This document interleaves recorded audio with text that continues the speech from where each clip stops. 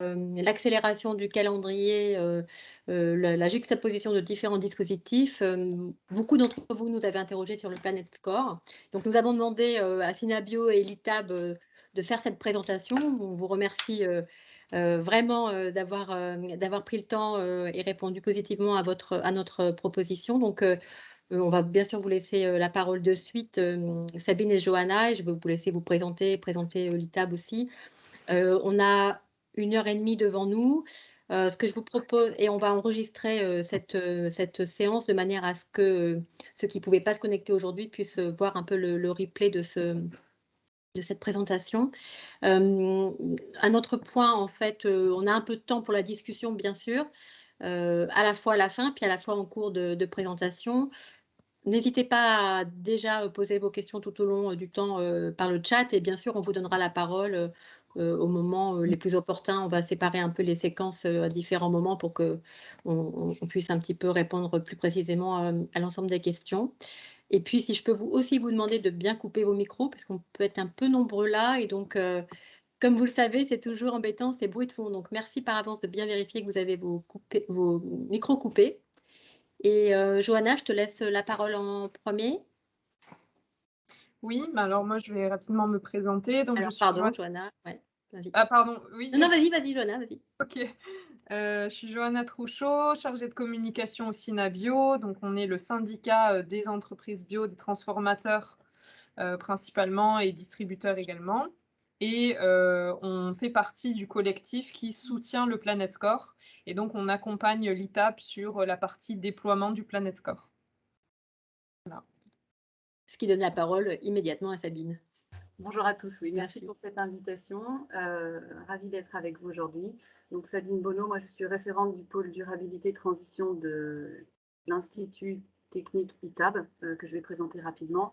L'Institut existe depuis une quarantaine d'années. C'est un institut de nature associative qui est reconnu d'intérêt général et dont la mission est d'œuvrer au service de la transition écologique de l'agriculture et de l'alimentation.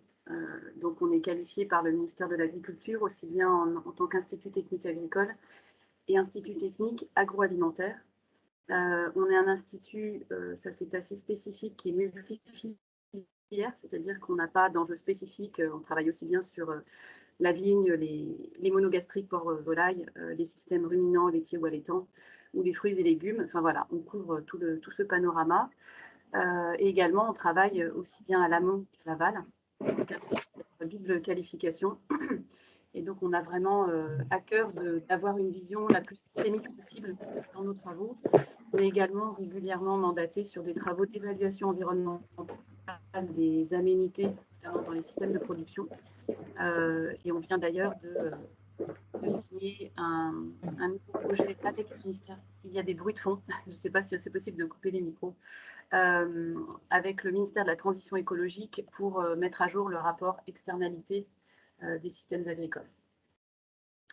Voilà, alors ce dont on va parler, c'est donc le Planet Score. Et avant de rentrer dans la matière, puisqu'on a prévu à la fois un volet méthodologique et également un volet étude consommateur, donc perception du dispositif, voilà à quoi ressemble l'étiquette. En termes d'entrée en matière, vous avez donc une étiquette qui est, ça c'est l'étiquette pour le digital, elle est un peu différente pour le on-pack, qui donne à la fois une note agrégée en partie haute et également les 3 indicateurs principaux qui constituent le score.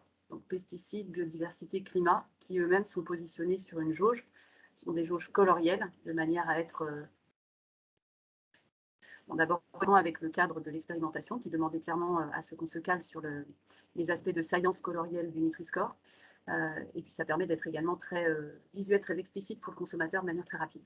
Et puis on a en additionnel, pour les produits issus de l'élevage ou pour les produits dont la dénomination contient un produit issu de l'élevage, par exemple des petits beurres, une indication sur le mode d'élevage qui lui est en 3 niveaux.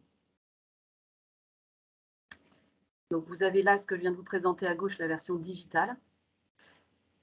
Et on a fait avec donc une agence qui travaille avec beaucoup d'entre vous, et donc qui connaît bien toutes les normes INCO et les difficultés de passer sur certaines tailles de packaging, une version compacte pour les grands et les moyens facing, et une version timbre, donc qui est réservée au cas où vraiment on n'a pas la place de mettre l'étiquette de 2,5 cm, qui est celle donc, de la version compacte, et qui, elle, se réduit à 1,4 cm. Donc avec ça, et Johanna vous montrera des exemples, on passe surtout, incluant sur des tout petits packaging de baby food ou de boîtes de poissons, par exemple.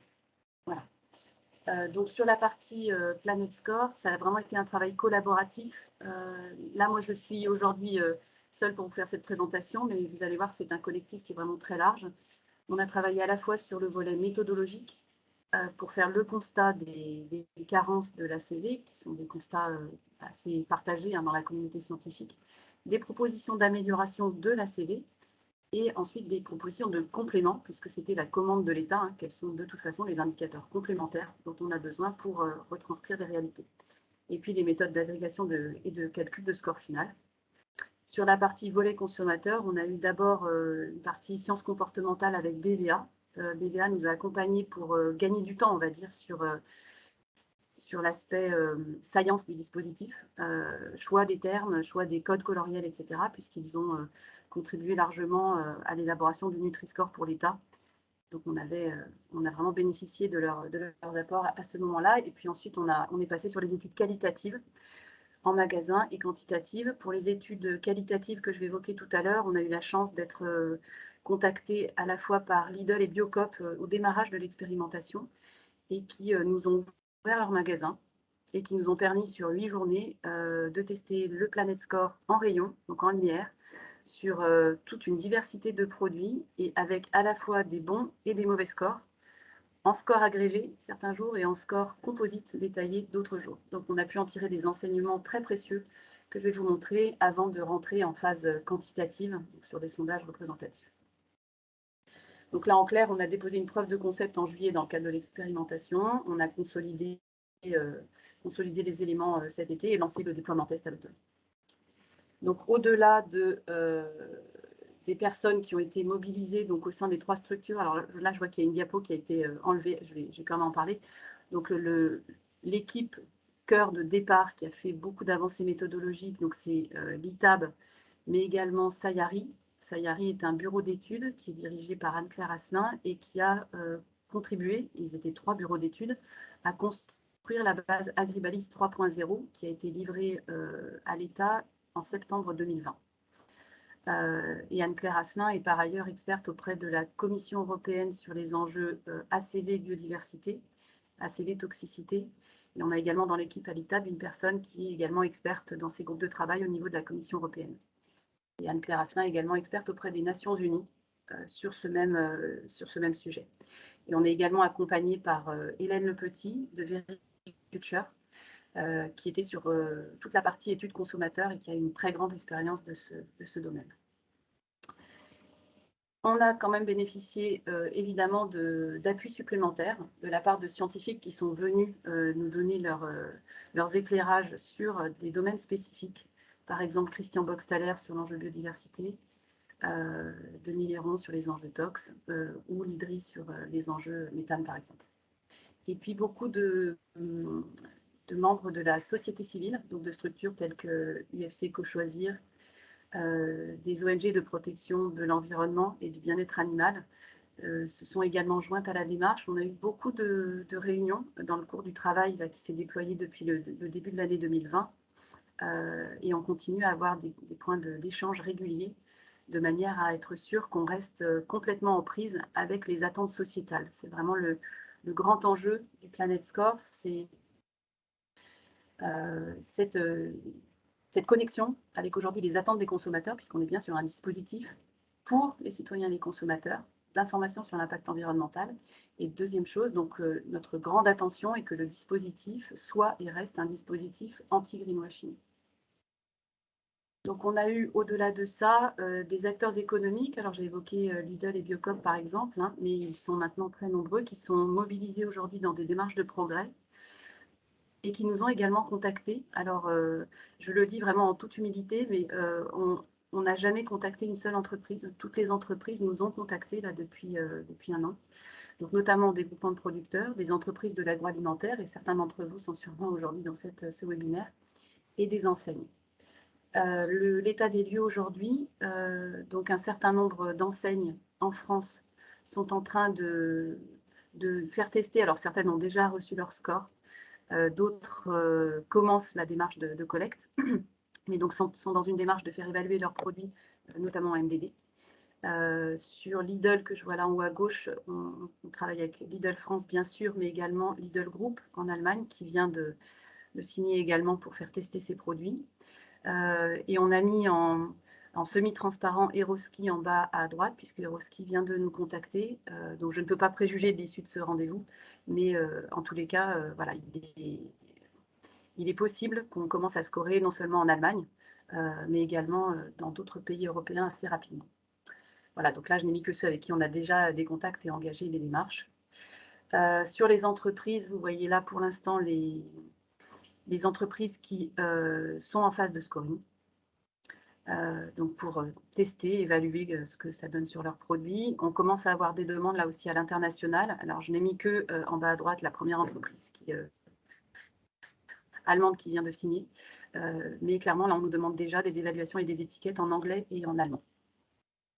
Voilà, donc vous voyez qu'aujourd'hui, un certain nombre d'acteurs est très divers, hein, c'est-à-dire aussi bien divers dans leur taille, la taille des entreprises, dans leur domaine d'activité.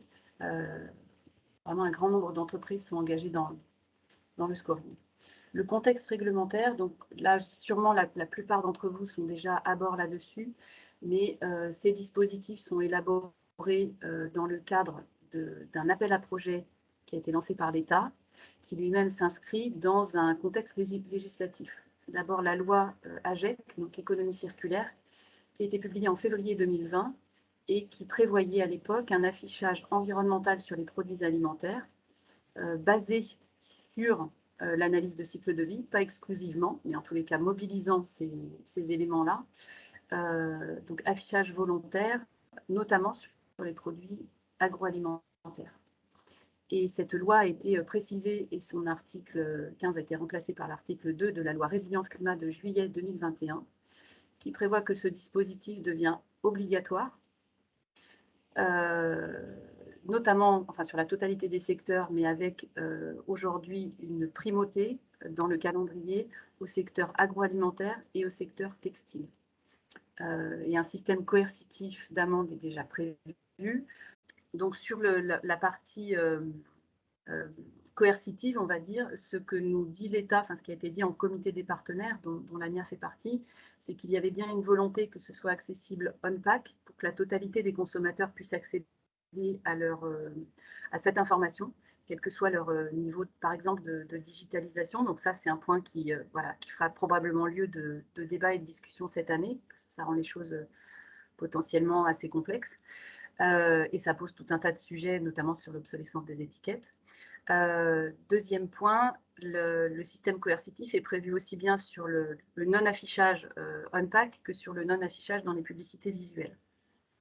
Voilà, donc on est quand même sur un cadre qui est assez contraint et contraignant, avec une volonté de l'État d'avoir un cadre législatif clair en fin d'année sur la manière dont les choses vont se dérouler en France, sachant qu'on est dans un contexte global européen qui lui aussi a un calendrier législatif, notamment dans le cadre des Green Claims, sur le Sustainability Labeling, dont l'environnement fait partie. Donc là, s'il y a des questions, on pourra rentrer plus dans le détail, mais je pense que ce n'est pas complètement l'objet aujourd'hui, mais n'hésitez pas s'il y a des questions sur ce plan-là.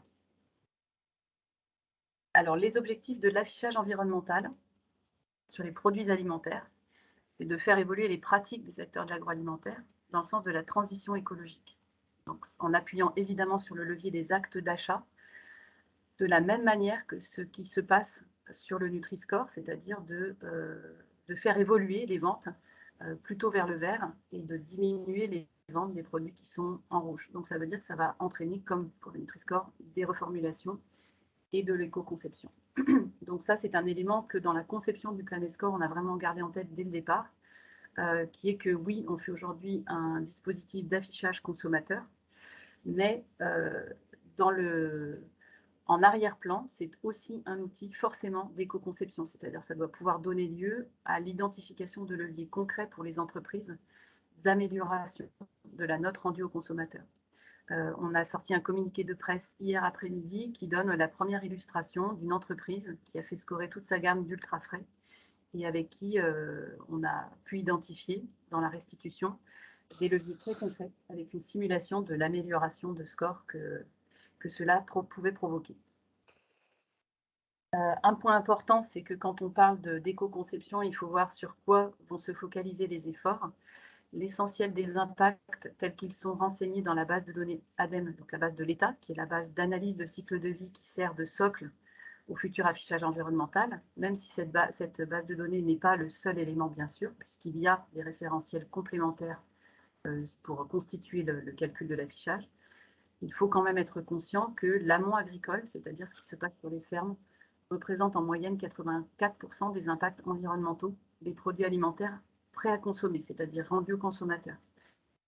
Donc des produits qui ont été ensuite, après l'étape agricole, transportés, transformés, conditionnés, mis dans des chaînes du froid, etc. Donc on a quand même un enjeu, même si évidemment il y a aussi un enjeu à l'aval. Et vous voyez qu'en proportion, et là c'est une vision globale, ça dépend un peu des produits, mais en proportion en général, on est sur quelque chose qui est très fort sur la partie agricole. L'ADEME ne dit pas la même chose d'ailleurs, ne dit pas autre chose d'ailleurs sur la partie éco-conception, c'est bien l'étape de production agricole qui est prépondérante pour l'amélioration des systèmes alimentaires. Et c'est bien ça qui va être donné à voir aux consommateurs dans l'affichage environnemental. Donc, en fait, on parle aux consommateurs de quelque chose dont il est assez éloigné dans la réalité quand il voit un produit en lumière, qui est quelle est l'agriculture ou l'élevage, quels sont les systèmes qui sont derrière. Donc évidemment, c'est un dispositif qui va mettre certaines filières, certains systèmes de production sous pression. C'est une évidence puisque c'est une méthode de distribution des produits sur une échelle complète et qu'il y aura forcément des produits qui seront dans le rouge.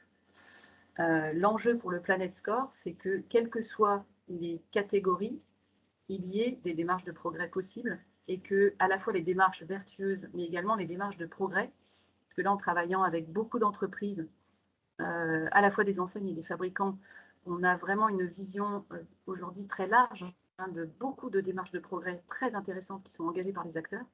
Et donc, pour nous, l'enjeu, c'est que ces démarches de progrès ne soient pas écrasées par l'affichage environnemental et qu'on puisse les restituer dans l'affichage consommateur.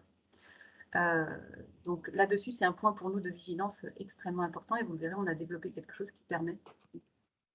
Donc sur un socle transversal que je vais vous décrire un peu plus précisément, le Planet Score permet de segmenter et de différencier aussi bien en intercatégories, ce qui est très simple en utilisant l'ACV, puisque l'ACV dit globalement le végétal, c'est plutôt en général très bien, à l'exception de quelques produits comme le chocolat ou le café.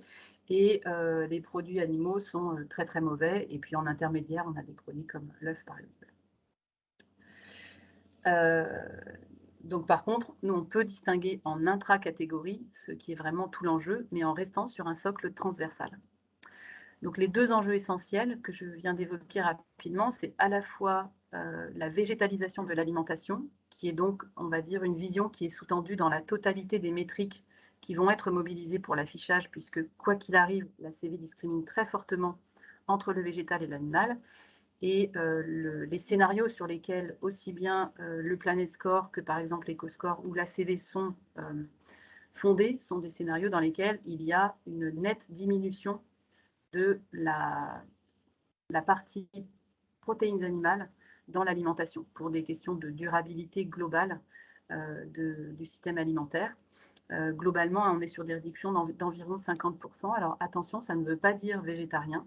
Ça veut dire qu'on garde des assiettes qui sont conformes aux recommandations de l'OMS et dans des niveaux d'équilibre alimentaire qui sont évidemment essentiels, mais avec quand même une diminution sur la partie animale.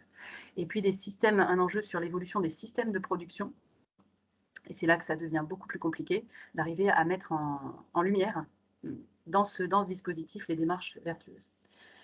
Donc, on est sur une base ACV, sur ce socle transversal, et sur un référentiel d'indicateurs complémentaires pour arriver à faire notamment, alors ça n'est pas le seul moyen, mais l'intra-catégorie.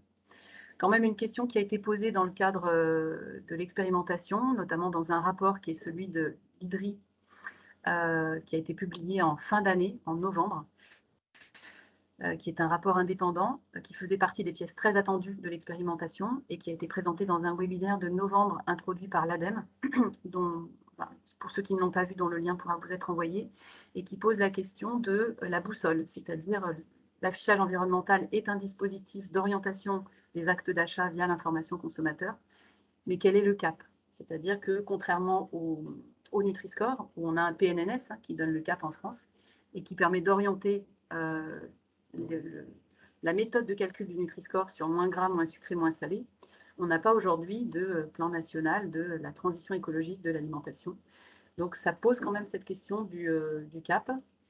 Alors sans rentrer dans tous les détails des autres rapports qui ont été publiés, mais donc sachez quand même qu'il y a aussi un rapport du Conseil scientifique dont on vient d'avoir le rapport complet ces derniers jours, qui pour l'instant dresse de grands principes. Hein. Voilà, on est sur la CV, les scénarios calculatoires pour l'instant sont complètement ouverts. On en a largement discuté avec le ministère de la Transition écologique ces derniers jours. Et puis, ça acte quand même un point sur le format, qui est que le format détaillé est clairement plus performant, même sous la forme un peu moins claire que le Planet Score qui a été testé par l'INRA l'été dernier. Donc sur le deuxième rapport que j'ai évoqué, que je vous incite vraiment pour ceux qui ne l'ont pas lu, à en prendre connaissance, qui est le rapport de l'IDRI. Il donne des messages donc très importants. C'est un rapport qui analyse les métriques qui sont sur la table à l'issue de l'expérimentation. Donc on va dire comme métrique témoin, il utilise l'ACV seul, donc Agribalise, et ensuite les deux méthodes de scoring, Planet Score et EcoScore. Donc le rapport d'abord évoque le fait qu'il n'y a pas de science neutre et que Agribalise, comme tout outil de mesure, est sous-tendu par une vision et que la vision qui est sous-tendue par Agribalise est une vision de poursuite de l'intensification des pratiques. Donc, je vous incite à vraiment lire le rapport pour avoir les détails, mais c'est une analyse qui est importante parce que ça veut dire que Agribalise, en tous les cas, à moins qu'on affirme que le cap, c'est de continuer l'intensification, Agribalise ne donne pas le bon cap. Deuxième chose, ce rapport évoque également, donc, sur le benchmarking qui est fait de l'EcoScore et du Planet Score, qu'avec des modulos, l'EcoScore, et pour diverses raisons, oriente lui aussi plutôt dans le sens de la poursuite de l'intensification. Et que le Planet Score oriente lui sur le scénario de benchmarké de transition agroécologique.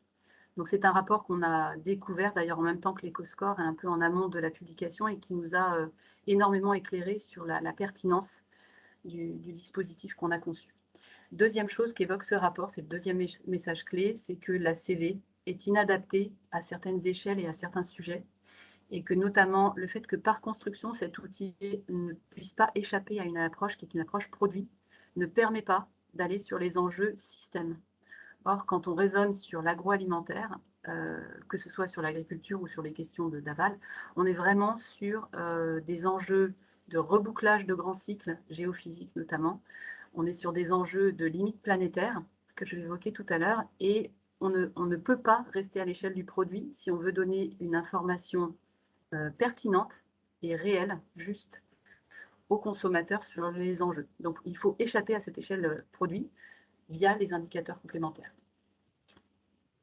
Donc, là, on a récapitulé simplement pour que vous ayez quelques pages clés, la question des enjeux qui ne peuvent pas être traités aujourd'hui et demain non plus en ACV, quoi qu'on fasse. C'est une méthodologie qui a des vertus, mais elle a aussi des limites, et comme tout outil, il faut les connaître avant d'utiliser la méthode.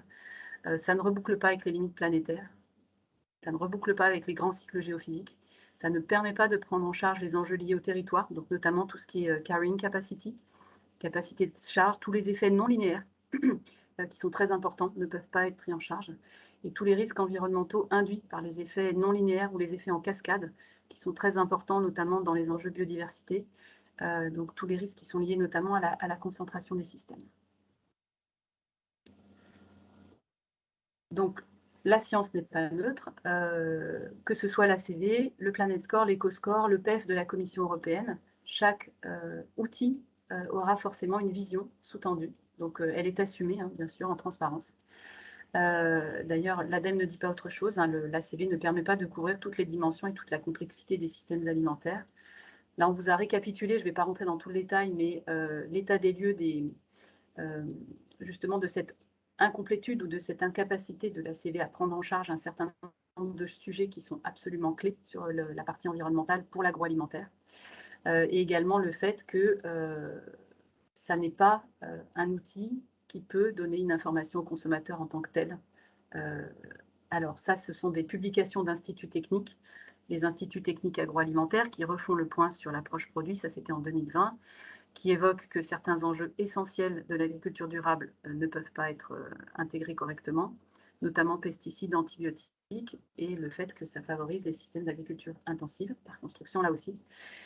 Un communiqué de l'INRA sur la publication qui a été faite au printemps 2020 qui dit exactement la même chose, et notamment que les enjeux qui, en agriculture, sont liés aux problématiques d'effondrement de la biodiversité, comme le déclin des insectes, le déclin des oiseaux, qui sont clairement liés aux pratiques, ne sont pas reflétés et ne pourront pas l'être avant probablement beaucoup de temps. Et puis vous avez également là la position de la société civile sur cet outil. Ça, c'est un rapport qui a été émis fin 2018 par le Bureau européen des ONG environnementales, qui ont participé pendant 5 ans auprès de la Commission européenne à une phase pilote de développement du PEF. Donc, le PEF, c'est l'outil européen de l'ACV. Et on vous a mis là, sans traduction, pour qu'il n'y ait pas de filtre, la conclusion de ce rapport, c'est que l'ACV, en tant qu'outil, a vraiment de très grosses impasses méthodologiques et qu'il ne doit pas être utilisé standalone, donc seul, ni pour de la communication B2B, ni pour du B2C. Donc c'est un outil en gros d'amélioration interne. Pourquoi le EB dit ça? C'est qu'en fait c'est un outil globalement, l'ACV, d'efficience. Donc en fait, oui, ça permet de faire des économies, enfin d'identifier des points d'amélioration sur les ressources, l'énergie, etc. par exemple. Donc ok, mais ça ne va pas plus loin, en tous les cas pas pour l'affichage environnemental. Sur ce sujet-là de la société civile, sachez également que le Bureau européen des unions de consommateurs, donc qui inclut par exemple UFC Que Choisir en France, mais des structures équivalentes un peu dans tous les pays européens, qui s'appelle le BEUC, a publié en décembre, donc tout récemment, un position paper sur l'affichage environnemental, l'information consommateur pour les produits alimentaires, et que le summary de ce position paper évoque dès la première page, alors c'était avant même qu'on les rencontre, on les a rencontrés la semaine dernière, que le PEF n'est pas adapté pour évaluer l'impact environnemental des produits agroalimentaires et que les choix méthodologiques qui seront derrière l'affichage environnemental favorisent implicitement certaines visions du système agroalimentaire et qu'en tant que tels, ils devront être débattus ouvertement. C'est également ce qui est ressorti du comité des partenaires, à la fois celui de fin octobre et celui de fin novembre en France, notamment de la part de la société civile, qui était alors probablement à l'issue évidemment de la publication du rapport de l'IDRI, qu'il allait falloir d'abord déclarer le cap et ensuite vérifier que l'affichage environnemental orientait bien sur ce cap. C'est en ligne également avec un rapport des services d'analyse du Premier ministre en France, un rapport qui a été publié en septembre 2021 et qui observe à quoi ressemblent aujourd'hui les politiques publiques de l'alimentation pour une alimentation saine et durable, et qui fait le constat que sur la partie alimentation saine, on a aujourd'hui une boussole qui est le Nutri-Score, mais qui évoque que sur la partie durabilité écologique, il reste aujourd'hui en France à se proposer un cap clair de transition du système alimentaire vers la durabilité, et notamment, et pas que, sur les enjeux gaz à effet de serre et intrants chimiques. Voilà, donc je ne vais pas rentrer dans tous ces détails, également des déclarations de l'ADEME sur le fait que, bien sûr, l'ACV doit être additionné d'indicateurs complémentaires. Et donc, avant de plonger dans la méthodologie, voilà en une diapo les points clés qui ne sont pas aujourd'hui en ACV et qu'on a traités. Le fait que la biodiversité terrestre et marine, donc les enjeux majeurs d'effondrement de la biodiversité en lien avec l'agroalimentaire, ne sont pas inclus. Donc, au-delà de ce que fait l'ACV aujourd'hui, qui se contente de l'écotox eau douce, c'est-à-dire l'impact d'une activité uniquement sur les poissons d'eau douce et les batraciens, ce qui fait quand même peu, c'est-à-dire sans les vers de terre ou toute la pédofaune, sans les insectes et notamment les pollinisateurs, sans les oiseaux, sans les mammifères. Donc on a fait en sorte de prendre en charge le reste. L'impact des pesticides également en santé des écosystèmes et en santé environnementale, qui est prévu dans le PEF, mais qui n'est pas à jour, on va dire, puisque les Les pesticides ou les itinéraires techniques les plus récents datent de 2010 à 2012, ce qui est quand même un peu obsolète. Et puis, on a également travaillé sur les métriques climat pour les aligner avec l'état de la science. Sachez que, alors ça, on l'a publié dès décembre 2020, après l'analyse qui a été faite de la base, Agribalise. Aujourd'hui, Agribalise est sur le GIEC 2006. Or, le GIEC a quand même publié depuis, et notamment en 2019, des métriques qui sont assez différentes, en tous les cas pour le secteur qui nous concerne, l'agroalimentaire, notamment sur le protoxyde d'azote, les facteurs d'émission du protoxyde d'azote. Jusqu'en 2019, on estimait que tout était à 100. Et en fait, entre les fumiers de ferme, les engrais organiques et les engrais de synthèse, il y a un gradient fois 2,7, donc non pas équivalent fois 1, mais fois 2,7, qui a été instauré par le GIEC depuis. Donc on a remodélisé la base de données complète sur cette nouvelle donne. Et on a également intégré, donc au-delà du protoxyde d'azote, puisque c'est quand même un enjeu important, c'est le premier gaz à effet de serre en agroalimentaire, devant le méthane, juste devant. Et deuxième enjeu qui était assez mal couvert, au-delà du méthane dont on pourra reparler, qui était le stockage de carbone dans les sols. Et où là, on a développé une méthodologie sur la base du 4 pour 1000 de l'INRA. On a également traité d'autres enjeux que je mets là en bleu, qui sont des enjeux importants également, et notamment l'ammoniac, en tous les cas pour les systèmes d'élevage, qui fait quand même une sacrée différence, l'usage des terres, etc. Et je vais rentrer dans ces éléments-là. Alors n'hésitez pas, c'est la partie un peu ingrate sur la partie méthodologie, mais n'hésitez pas s'il y a des questions déjà à ce stade avant qu'on plonge un peu plus précisément dans la méthode. Je ne sais pas, Sandrine, si tu as des... Comme je ne vois pas, moi, ni les mains levées. Merci Sabine. Écoute, je crois qu'il y a peut-être une question en lien, peut-être on peut... Manuela Touze, pardon, qui faisait un lien avec allégation de santé. Manuela, si vous êtes là, c'est peut-être plus simple que vous preniez la parole pour poser la question à Sabine en direct, sinon je la lis. Oui, bonjour tout le monde. C'est juste une question concernant les allégations de santé. Est-ce qu'il y a des conditions à respecter dans la Planet Score au niveau des valeurs nutritionnelles? Exemple, quand nous avons une allégation riche en vitamines, par exemple, est-ce qu'il y a un taux de sucre à ne pas dépasser? Est-ce que le Nutri-Score permet de faire des allégations de santé? Voilà. Alors, c'est clair? Oui, c'est bon, c'est clair. Le Planet Score n'est pas un outil d'évaluation nutritionnelle. D'accord. Donc, ce n'est pas... je vais vous montrer dans la méthode, on ne sera pas du tout, nous, sur la vérification ou la mise en valeur de ce type d'allégation. D'accord. Pour des raisons qui sont des raisons de cadrage méthodologique et de cadrage législatif, on est bien sur de l'impact environnemental. Et donc, en fait, quand on parle de santé environnementale, vous le verrez dans la méthodologie, c'est simplement parce que dans les métriques, donc dans la base de données Agribalise, mais également dans celle du PEF et dans toutes les bases de données internationales d'ACV, il y a 2 indicateurs sur les 16 qui sont des indicateurs qui s'appellent santé humaine cancer et santé humaine non cancer. Je vous le dis tel que c'est dans la méthodologie. Simplement, ce sont des indicateurs qui reflètent l'impact indirect de la production et de la transformation sur la santé humaine, et notamment par la pollution des compartiments comme l'air ou l'eau, par exemple. Donc, ce sont vraiment des effets indirects. On n'est pas du tout sur l'application. D'accord ? Pas sur, par exemple, l'enjeu des résidus. Vraiment, on est très clairement aujourd'hui, enfin dans le cadrage qui a été donné, purement sur ce qui est inclus dans le principe de l'ACV. Très bien. Voilà. Merci. Très bien. Merci beaucoup. Est-ce que d'autres points veulent être soulevés maintenant, questions ou discussions, avant d'entamer la méthodologie? Non, je crois qu'en fait, tout le monde est assez impatient, en fait, Sabine, de voir cette partie. En fait, la méthodologie tient sur une slide, mais pour vous montrer voilà, ce qu'il y a dans cette slide, je vais passer sur un certain nombre de correctifs ACV qu'on a dû faire. C'est juste pour vous donner quelques illustrations, mais des illustrations comme ça, on en a eu pour quasiment chacun des produits de la base qu'on a traités pour en évaluer la pertinence.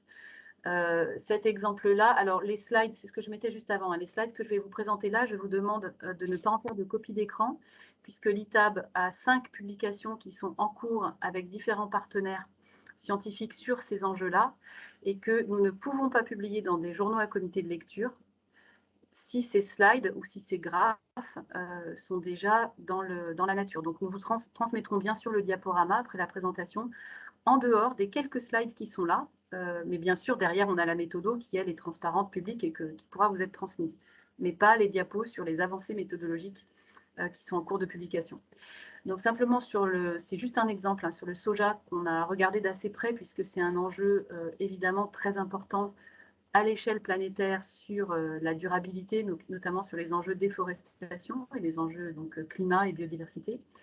On a cherché où était l'impact du soja parce qu'on s'est rendu compte que le soja brésilien sortait très très bien et qu'en termes d'éco-conception, ça allait poser un problème notamment pour arriver à orienter dans le bon sens la question des rations en élevage.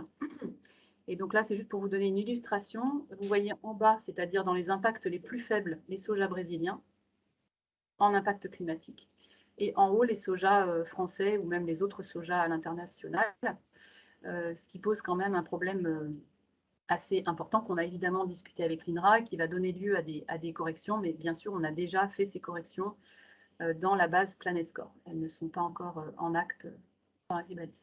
On a cherché du coup l'impact du soja ailleurs, donc notamment dans un indicateur de la base qui s'appelle usage des sols, en se disant que c'est là qu'on aurait l'impact déforestation. Et vous voyez ici en vert, en bas du graphe, tous les sojas brésiliens de la base. Vous voyez en bleu les sojas français, que ce soit pour l'alimentation humaine ou animale, en bio ou en conventionnel. Ils sont 2 à 3 fois plus impactants, en tous les cas dans la base, que les sojas brésiliens. Donc, une fois de plus, c'est juste une illustration, mais pour vous montrer que, en fait, si on veut faire quelque chose de pertinent, on est quand même obligé de rentrer un peu dans les détails. Deuxième illustration sur ce que je vous évoquais tout à l'heure sur la correction des facteurs d'émission du protoxyde d'azote, premier gaz à effet de serre, 45% de l'agroalimentaire. On a donc passé la base en GIEC 2019. Et pour vous donner juste une illustration sur les prairies, c'est valable hein, sur toutes les productions, mais sur les prairies, vous avez en bleu clair la comptabilité protoxyde d'azote, puisqu'on n'est pas sur des émissions réelles, hein, c'est la comptabilité azote qui est faite sur la base du GIEC dans la base de données actuelle d'Agribalis. Et en bleu foncé, la réduction de comptabilité d'émissions en passant aux dernières données de la science. Donc en moyenne, et même s'il y a des différences un peu selon les systèmes et les types de fertilisation, on est en moyenne sur une réduction de 50% des émissions à l'échelle de ces systèmes. Une autre illustration sur l'usage des sols, donc un des indicateurs de la base de données, où, comme pour le reste, on a fait une revue de la bibliographie scientifique qui est sur la table aujourd'hui pour prendre vraiment les éléments les plus à jour. Et on a constaté qu'aujourd'hui, dans Agribalis, le bovin, bon, si on l'utilise comme étalon à 100, comme index 100, les systèmes ovins sont réputés 2 fois pires pour l'environnement en termes d'usage des sols. Et puis, vous voyez en tout petit le porc et la volaille. Et on était assez intrigués de ne pas voir apparaître ici la compétition feed food. Et une fois de plus, je le dis de manière vraiment neutre, nous avons des activités dans toutes les filières. Donc vraiment, on n'a rien de particulier pour les ruminants, mais si on utilise les dernières données de la science, et notamment si on intègre que les prairies permanentes ne sont pas en compétition en termes d'usage des sols avec l'alimentation humaine, c'est-à-dire que les prairies, les surfaces toujours en herbe sont des surfaces où, a priori, à part valoriser l'herbe indirectement pour l'alimentation humaine via des ruminants, on a quand même peu d'autres options. Si on intègre cet élément, vous voyez que l'image de l'usage des sols reflète de manière quand même plus réaliste l'impact des différents systèmes d'élevage. Donc avec en index 100 le bovin, l'ovin qui est plutôt en proportion avec davantage à l'échelle moyenne, hein, davantage de prairies permanentes, et puis bien sûr des systèmes monogastriques qui sont beaucoup plus dépendants des céréales. Point également, alors toujours sur l'enjeu climatique, sur le PRG, donc la métrique de comptabilisation du méthane.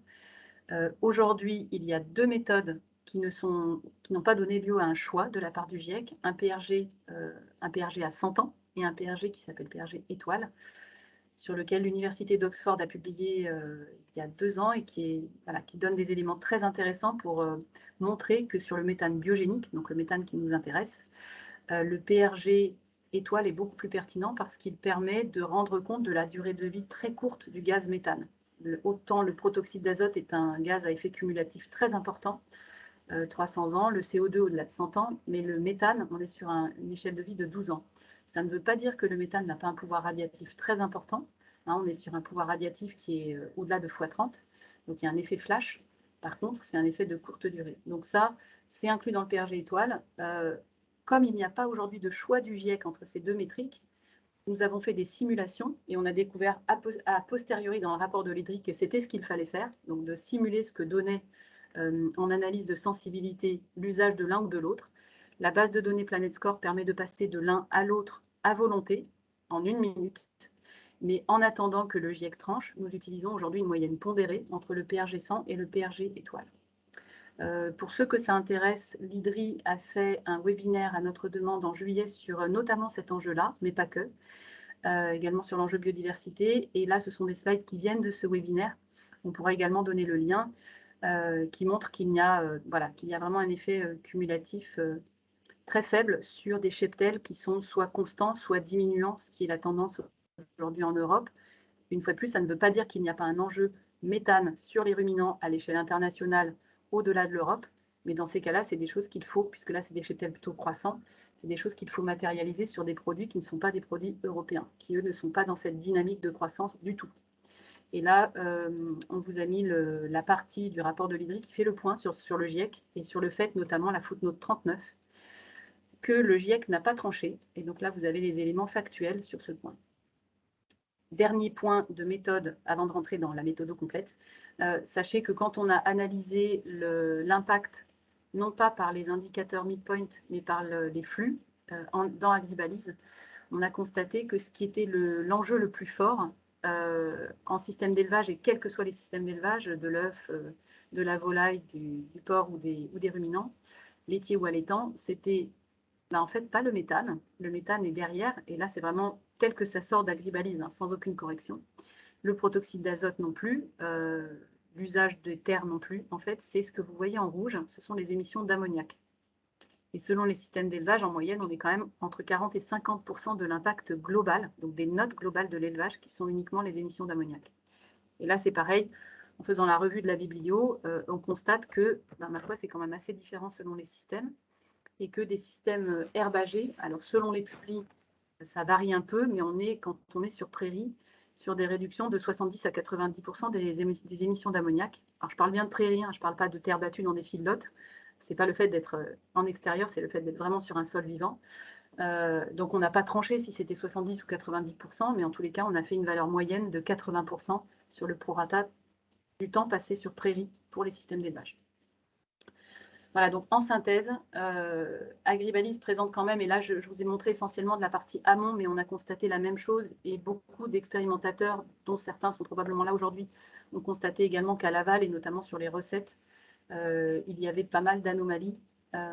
Donc on a corrigé ces anomalies à chaque fois qu'on en trouve une. Par exemple, la compote de pommes, où on arrive à faire 1 kg de compote de pommes avec 800 grammes de pommes, c'est quand même un sacré défi. Enfin, ce serait pas mal en termes d'efficience, mais c'est quand même pas tellement possible. Donc ce genre de données, on les a également corrigées à l'aval.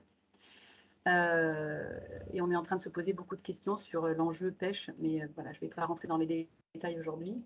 Donc on ne peut pas mobiliser ces données en l'état, même améliorer ce qu'on a fait. Et donc on passe sur un référentiel également externe, au-delà de tous les compléments qu'on a pu faire.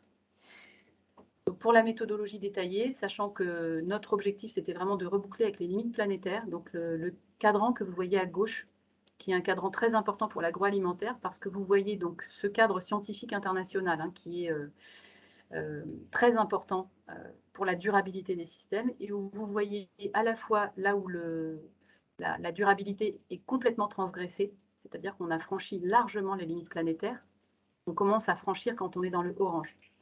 Et vous voyez la contribution de l'agroalimentaire à ce dépassement, ce sont les petits points noirs. Donc, on a des enjeux très forts sur ce qui s'appelle la diversité génétique. Donc, c'est la biodiversité, à la fois la biodiversité sauvage, c'est beaucoup ça, mais également la biodiversité cultivée, ou la biodiversité génétique en élevage. Vous avez également des franchissements majeurs sur les cycles de l'azote et du phosphore, notamment l'azote, donc les fertilisants sont vraiment dans des problèmes de cycle ouvert extrêmement prégnants aujourd'hui à l'échelle internationale.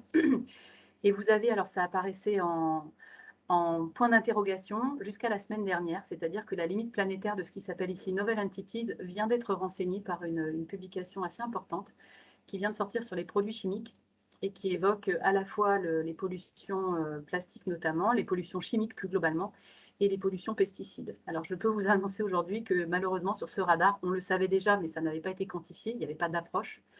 Ce radar est largement dépassé, il est autant dans le rouge que diversité génétique. Le dernier point qui était en point d'interrogation concerne la pollution aérienne, et notamment là-dedans les enjeux ammoniac par exemple. Et donc sur les vérifications de cohérence, en effet, et on a affiché dès le départ en transparence dans l'expérimentation, incluant dans notre dossier de candidature, le fait qu'on rebouclerait les grands cycles et qu'on vérifierait qu'on était bien axé sur un scénario de transition agroécologique à l'échelle européenne. Et on a également mobilisé évidemment des données comme le manger moins mais mieux de viande de la société civile. On a eu la chance également qu'au mois de juin l'an dernier, donc juste avant la fin de l'expérimentation, le CNRS publie une prospective supplémentaire qui a été mise sur la table sur le rebouclage des cycles et notamment celui de l'azote à l'échelle européenne et qui montre à la fois la faisabilité et les enjeux de shift de régime alimentaire pour atteindre un agroalimentaire réellement durable. Voilà, donc vous l'avez compris, ces cadres conceptuels sont vraiment à la base du Planet Score et le Planet Score a pour objectif d'intégrer tous ces angles morts dans l'évaluation. Tout ce que j'ai évoqué tout à l'heure, et les externalités positives également. Alors ça, je ne l'ai peut-être pas évoqué suffisamment, mais là, on parle beaucoup d'impact. Mais un des atouts importants de l'agriculture et de l'agroalimentaire, c'est qu'il n'y a pas seulement des impacts négatifs, il y a également des impacts positifs. Et l'agriculture est également, donc sur cette partie-là amont, pourvoyeuse d'externalités, notamment sur l'enjeu stockage de carbone dans les sols, par exemple, ou augmentation de la biodiversité. Donc on est aussi porteur de solutions. L'agroalimentaire, nous ne sommes pas seulement un poids sur la planète. Sur le cap de l'ACV, j'arrive là à la méthodo, mais sachez que les trois domaines de protection de l'ACV, tels qu'ils sont décrits dans la méthode PEF de la Commission européenne, c'est la protection de la santé humaine en tant que santé environnementale. Je répète bien, on est uniquement sur l'enjeu de pollution indirecte en santé humaine. La protection des écosystèmes et l'usage modéré des ressources. Voilà, ça, ce sont les trois clés et les ressources sont clairement derrière, hein, elles sont autour de 20-24%. Donc le climat est important, mais ça, c'est un message clé puisqu'on entend beaucoup parler de climat, mais ce n'est pas un bon proxy pour l'environnement au global. Là, vous avez le cadre complet du PEF qu'on a utilisé dans la méthode qui arrive juste après. Donc, vous avez ici les 16 indicateurs intermédiaires de la base de données Agribalise et du PEF de la Commission européenne. L'indicateur climat, donc vous le voyez, hein, l'indicateur climat est important, il est assez gros par rapport aux autres, mais il ne fait pas tout, loin de là. On a ensuite tous les indicateurs qui concernent la santé humaine. Donc vous verrez, c'est écrit santé humaine, hein, on n'invente rien. Donc ça, c'est vraiment les impacts indirects sur la santé humaine, notamment toxicité humaine, cancer et non-cancer que j'ai évoqué tout à l'heure, mais également particulate matter, donc la partie particules fines, qui concerne notamment les émissions d'ammoniac pour l'agroalimentaire. Et pas grand-chose d'autre en fait. Sur la biodiversité, vous avez ici en vert tout ce qui rentre aujourd'hui en ACV, mais qui est très très lacunaire, puisque comme je vous l'ai expliqué, on comptabilise uniquement dans l'esprit le rejet sur les masses d'eau à proximité. L'ACV a été conçu il y a une quarantaine d'années, pas du tout pour l'agroalimentaire. Il a été conçu au départ pour l'industrie et pour du travail sur des matières inertes. L'ACV s'applique très bien quand on veut fabriquer des boulons ou des ordinateurs. Et en effet, là, on est plutôt sur des usines qui ont des rejets sur les masses d'eau à proximité. Quand on est sur l'agriculture et qu'on occupe le territoire, on est sur des enjeux très différents et qui vont donc bien au-delà de ce qui est écrit ici. Mais on a quand même déjà ça en ACV. Et puis en bleu, dernier, les ressources, donc notamment l'usage des ressources fossiles. Mais vous le voyez, c'est un enjeu qui est très minoritaire. Donc dans le Planet Score, on prend les données ACV d'Agribalise pour l'amont, donc la partie agricole, qui est la partie, vous l'avez vu, principale, qui sont corrigées avec tous les éléments correctifs que je viens d'évoquer. Et on ajoute l'Agribalise aval, donc toute la partie transfo, transport, emballage, spécifique à la recette. Donc par exemple, une confiture de fraises, on va prendre les données ACV de la fraise, corrigées du protoxyde d'azote, etc. Et la partie aval pour la transfo, le pot en verre, le conditionnement, etc. Et le transport. Donc on est sur du scoring semi-spécifique selon la composition réelle des aliments. Et aujourd'hui, puisqu'on est en phase de déploiement, je peux vous annoncer que les scorings sont extrêmement rapides, puisqu'on a calibré la base de données. On est sur, quand on veut faire un scoring vraiment très précis, et incluant quand on récupère des données qui doivent être nettoyées, ce qui malheureusement est assez fréquent actuellement. Donc avec du temps d'analyse humaine hein, pour nettoyer les données, on est à moins de 2 minutes par référence pour scorer. Donc malgré une méthode qui est très perfectionnée, on va dire. Donc voilà la méthode en une slide. Vous avez ici au centre l'ACV, donc les 4 blocs que je viens de vous montrer, les 4 blocs d'analyse de cycle de vie, la santé environnementale, la biodiversité, l'enjeu carbone-climat et les ressources. Et vous avez ici distribué les différents indicateurs midpoint, là ils sont maintenant mis en français, qui sont dans la base de données Agribalise et qu'on a donc répartis selon les enjeux. Vous avez ensuite toutes les corrections que je viens d'évoquer, protoxyde d'azote, PRG, étoile du méthane, donc en moyenne pondérée, le stockage de carbone dans les sols, là je suis sur l'enjeu climat, la correction, l'éclusion de l'écotoxicité, puisqu'on estime, là on est en ligne avec l'ADEME, hein, que comme la toxicité humaine, aujourd'hui ça n'est pas du tout à jour en ACV et c'est très très improbable qu'avant 10, 20 ou 40 ans, je n'en sais rien, ça puisse être fait correctement. Donc, on l'a traité hors ACV. Donc, ça, ce sont toutes les corrections en vert. Et ensuite, vous avez les indicateurs complémentaires, donc le référentiel externe, pour tous les enjeux hors ACV qu'on a évoqués tout à l'heure et qui sont très nombreux et qui ne rentrent pas aujourd'hui dans le panorama de l'ACV. Donc, si on prend par carbone-climat, vous avez l'enjeu stock de carbone, au-delà de l'additionnalité, comment on valorise les systèmes de production qui ont déjà stocké du carbone. Donc, dans, par exemple, des prairies permanentes ou de l'agriculture de conservation des sols ou de l'agriculture régénérative. On a des gens qui exercent déjà ce type d'agriculture depuis 15 ou 20 ans et qui, en additionnalité, si on le compte en bas, hein, en ACV, en additionnalité annuelle, aujourd'hui, sont sur des taux faibles, mais qui ont quand même un capital à faire valoir en termes de valeur environnementale. Un malus sur les engrais de synthèse pour des raisons évidentes de rebouclage des cycles tels que je vous l'ai montré tout à l'heure. Vraiment, le cycle de l'azote est un cycle ouvert qui est extrêmement aujourd'hui perturbant au niveau de la biosphère. Un malus déforestation pour également, là je pense, des raisons qui sont assez évidentes. Quand c'est inclus dans la CV, comme par exemple le chocolat, on utilise ce qui est dans la CV. Quand ça n'est pas inclus, on applique un malus externe. On a quand même un bonus pour les entreprises qui font l'effort d'avoir un approvisionnement à l'échelle de bassins locaux. Donc ça, c'est quand même un élément également directionnel hein, sur l'enjeu climat qui est important, même si voilà, le bonus n'est pas énorme, mais c'est quand même ça pèse. Un malus qu'on appelait saisonnalité, qui est pour la production sous serre chauffée, hors saison, avec de l'énergie fossile. Donc là, c'est pareil, hein, aujourd'hui, une tomate sous serre chauffée dans Agribalise, elle sort A++. Ça va être difficile d'expliquer ça aux consommateurs. Donc le Planet Score corrige ça. Et puis un malus qui est assez important sur le transport par avion. Ça concerne très peu de denrées. Mais par contre, là, il y a quand même un signal fort à avoir sur ce mode de transport. Sur la biodiversité, deuxième bloc, là au milieu, vous voyez que là, on a vraiment des enjeux majeurs manquants. Pas de surprise par rapport à ce que j'ai évoqué tout à l'heure. Donc sur les enjeux d'écotoxicité, globalement, d'impact sur la biodiversité, on introduit malus à la fois sur pesticides et sur antibiotiques. Qui sont vraiment des enjeux cruciaux pour l'agroalimentaire. Un bonus, alors ce n'est pas un malus, un bonus uniquement sur les pratiques agricoles, donc évidemment hors utilisation de phytosanitaires. Donc on est bien là sur des enjeux, c'est là qu'on a travaillé avec Christian Boxtaller de l'INRA, sur un logiciel de l'INRA qui s'appelle Contra et qui permet de passer de qualitatif à quantitatif sur les pratiques et d'avoir donc un gradient sur les itinéraires techniques.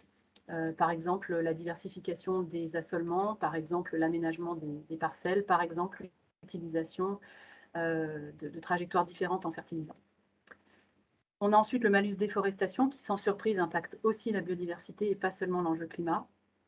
Un bonus-malus selon la politique environnementale des pays d'origine des ingrédients. Un malus sur les OGM, idem hein, sur l'enjeu diversité génétique, il n'y a rien aujourd'hui en ACV.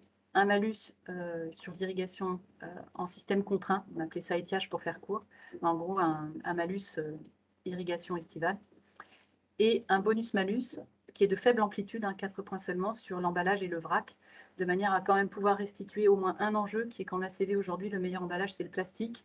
Ce n'est pas exactement le bon signal à donner au consommateur. Donc, on a un petit bonus là-dessus. Après, contrairement à l'EcoScore, on ne va pas du tout mettre 15 points là-dessus parce qu'avec tous les enjeux qu'on vient d'évoquer, on ne peut pas dire qu'un produit devient vertueux simplement parce qu'il passe dans un emballage en carton. Et malheureusement, avec l'EcoScore, on a quand même un certain nombre d'exemples sur les drives à ce sujet. Et sur le malus pesticides et antibiotiques, il impacte également, comme ça devait être le cas en ACV, puisque vous avez là les facteurs de toxicité humaine, il est également mis dans le référentiel externe. Si ça vous intéresse, je ne suis pas rentrée jusque-là dans la méthode, mais je peux également vous montrer la méthode de paramétrage de cet indicateur complémentaire pesticides tout à l'heure.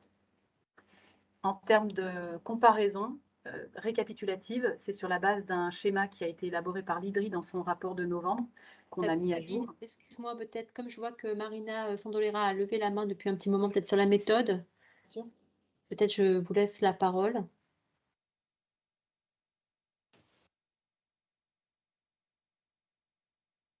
Marina, non. Non, c'est une erreur, mais j'arrive pas à retirer la main. Ah, ok. Bon, bah, donc, pas de souci. Sabine, je te laisse continuer. Alors, ça, c'est la slide de rebouclage sur la méthodo. Vous avez là la comparaison du Planet Score et de l'EcoScore telle qu'elle est présentée dans le rapport de l'IDRI avec les mises à jour. Donc, en gros, on est bien sûr dans les deux méthodes sur un socle ACV, donc le socle Agribalis que vous voyez ici et qui est également ici en EcoScore. Simplement, bon, c'est clair que dans le Planet Score, vous voyez qu'il y a quand même beaucoup de mises à jour et de correctifs qui ont été faits sur l'ACV et on estime vraiment que le PEF d'Agribalis ne peut absolument pas être mobilisé en l'état. On a des variations de notes qui sont très importantes déjà en ACV dans le Planet Score. Et ensuite, vous avez par bloc d'enjeux, donc sur chacun des 4 blocs qu'on a détaillés, les différents indicateurs du référentiel externe. Ce qui nous permet de renseigner de manière fine chacun des leviers, chacun des enjeux, avec des actions concrètes qui sont derrière chacun de ces indicateurs. Vous l'avez vu sur la méthodo, on n'a pas appliqué de correctif sur l'enjeu ressources parce qu'on estime aujourd'hui que c'est un enjeu qui est ultra minoritaire dans les scores. Enfin, on constate que c'est autour de 5% de la note globale. Donc, d'abord, ça n'est pas un enjeu sur l'évaluation réellement. Et puis, ce n'est pas non plus quelque chose de pertinent à donner en information aux consommateurs. Si on passe d'ailleurs au-delà de 3 sous-indicateurs, on les perd. Et de toute façon, donc c'est pas franchement un levier d'amélioration. Donc sur l'EcoScore, on a des bonus-malus qui sont appliqués directement sur Agribalis tel que ça sort et avec donc des choses qui peuvent être extrêmement puissantes sur l'emballage ou sur l'approvisionnement local, ce qui pour nous fait vraiment complètement échapper le produit de l'image d'évaluation à l'échelle des systèmes. Là, est-ce que tu peux revenir juste avant? Voilà, j'ai quelques questions. Peut-être Laure, je te laisse la parole. Oui, merci beaucoup. En fait, c'était sur la slide d'avant, parmi les bonus-malus que vous avez présentés, vous aviez à un moment évoqué la question de l'origine. Alors si j'ai bien entendu, l'idée c'est d'appliquer un bonus-malus sur l'origine, sur la politique environnementale du pays dont l'origine voilà, serait concernée, ou est-ce qu'il s'agit d'appliquer un bonus-malus en fonction du fait qu'on n'est pas, voilà, on s'approvisionne pas localement en France, mais parce qu'on s'approvisionne ailleurs? Ce que vous venez d'évoquer avec EcoScore, en fait. Je ne sais pas si ma question est claire. Alors en fait, pour le bonus-malus pays d'origine, en fait, on essaye d'être vraiment dans la finesse. On se base sur la même publication que l'EcoScore. On va dire que ça, c'est un point commun. Sur une publication qui est faite par l'Université de Yale tous les 2 ans et qui gradue plus de 200, enfin à peu près 200 pays, donc tout le monde, sur une échelle en fonction de la politique environnementale du pays. Donc par exemple, sans surprise, la Chine ou le Brésil sortent très mal. L'Europe du Nord sort plutôt très bien. Alors il y a des gradients, bien sûr. En Europe, ou en tous les cas pas trop loin de nous, on va dire que par exemple un pays comme la Turquie typiquement ne sort pas très bien, donc les appros noisettes Turquie c'est un peu compliqué dans cette méthode-là. Donc on a en fait une échelle globale de la totalité des pays et ça permet pour chaque ingrédient d'avoir un poids qui est affecté à l'ingrédient lui-même. Typiquement une pâte de noisettes, vous allez avoir un indicateur sur l'impact de la provenance de l'ingrédient. Vous allez avoir cet impact à la fois sur les noisettes, le sucre ou les autres ingrédients, les matières grasses, etc. Donc pour chacun des ingrédients, et nous c'est paramétré, enfin je vous dis c'est hyper rapide, on rentre l'ingrédient son origine, plus voilà, quelques autres éléments qui sont dans la collecte, mais il y en a très peu, et on sort un score qui tient compte de ça. Alors je ne sais pas si ça répond à votre question, mais on est vraiment sur le pays d'origine de la production de l'ingrédient. Ok, non, c'est très clair. Merci beaucoup. Alors Sabine, beaucoup de questions sur les calculs et données bonus-malus. Je les lis rapidement et vous me complétez ce qu'ils souhaitent. Comment sont collectées les données pour le calcul de bonus-malus? Le Planet Score propose des bonus-malus à partir de certaines pratiques en complément du score ACV et non pas en tant qu'indicateur complémentaire, qu'à confirmer. Question sur les bouteilles plastiques, est-ce qu'il y a un malus au bonus? Une question de recompréhension, de reprécision. Sur le consommateur, on verra après. Et encore une fois, comment sont fixés le scoring du bonus-malus. Donc, beaucoup de questions sur ce sujet-là. Je te laisse aller plus dans le détail. Et si ce n'est pas complet, je vous laisserai prendre la parole sur ce point. Si ça n'était pas clair tout à l'heure, on est en fait sur un système où on ne donne un bonus que si on est sur, alors soit du vrac évidemment, donc pas d'emballage, ou des contenants qui sont complètement recyclables ou réutilisables. Donc dès qu'on est en emballage plastique, alors il y a quand même une gradation, certains sont un petit peu recyclables, mais non, quand on est sur du plastique non recyclable, on est clairement dans le Planet Score ne donne pas de bonus au plastique. Sur la question de la collecte des données, donc aujourd'hui, vous le voyez, on travaille avec plus de 70 entreprises. On a un fichier de collecte qui, pour l'instant, passe par des échanges de fichiers, d'un fichier Excel qui est assez simple. On est en train, puisqu'on a été contacté par les acteurs du digital sur ce sujet, on est en train de travailler, notamment avec Capucine qui est présente, sur la digitalisation de la collecte et des échanges, de manière à simplifier encore, mais on est vraiment sur des choses qui sont déjà très simples. Mais en tous les cas, voilà, pour pouvoir automatiser une partie de la collecte. Donc, on collecte notamment, évidemment, vous ne le voyez pas, donc on collecte la recette complète. Alors, je vais prendre un exemple de pizza. On collecte pour chaque produit le AN, l'adéno, le cahier des charges global sur le produit s'il y en a un. Donc, imaginons que l'on soit sur une pizza sans cahier des charges particulier. La recette, c'est-à-dire combien il y a de blé, ingrédient 1. Est-ce qu'il y a un cahier des charges particulier appliqué à ce blé? Donc, par exemple, si on est sur un blé, on a ce genre de cas dans la base, un blé CRC. Ben là, on note le cahier d'engagement, même si ce n'est pas un SICO ou un label d'État. L'origine de l'ingrédient. Et puis après, on a des renseignements spécifiques sur, évidemment, est-ce que ça a été transporté par avion ou pas. Bon, là, c'est oui, non, mais c'est très rare que ce champ-là donne lieu à un déclaratif. On a également 2 questions spécifiques sur l'élevage, vous l'avez vu pour des raisons évidentes de correctifs, notamment sur la partie ACV, de temps passé en extérieur, donc sur prairie, et de ration, c'est-à-dire en clair, d'avoir un déclaratif sur ce qui se passe au niveau typiquement, est-ce qu'il y a du soja, OGM et déforestant dedans, par exemple. Donc s'il n'y a rien qui est précisé, on sait scorer par défaut, en fait. Ça ne pose pas de problème. Simplement, on va utiliser toutes les valeurs par défaut. Et les valeurs par défaut sont des valeurs qui sont forcément défavorables. Là-dessus, on est en ligne avec la seule chose qu'on peut faire s'il n'y a pas d'éléments. L'éco-score procède de la même façon. Hein. On score avec des valeurs qui sont les valeurs de base. Donc, on prend également les cahiers des charges. Par exemple, certaines enseignes nous disent, bon ben voilà, j'ai travaillé sur telle filière. Donc, par exemple, pour mes produits fruits, j'ai travaillé avec BeFriendly et donc sur tous ces fruits-là, on a réussi à obtenir tel type au bout de 3 ans et on nous fournit le bilan annuel, le cahier d'engagement de départ, les améliorations qu'on a réussi à faire et on gradue ça sur le Planet Score. Et on peut expliquer aux consommateurs ce qu'il y a dedans et pourquoi c'est un scoring amélioré. Donc ça, c'est pour la collecte de données. Enfin, j'espère que c'est clair, mais on collecte donc également en échange. Alors, c'est protégé sous NDA pour information avec les entreprises. On est dans le cadre d'accords de confidentialité de manière à ce que tout le monde soit en sécurité.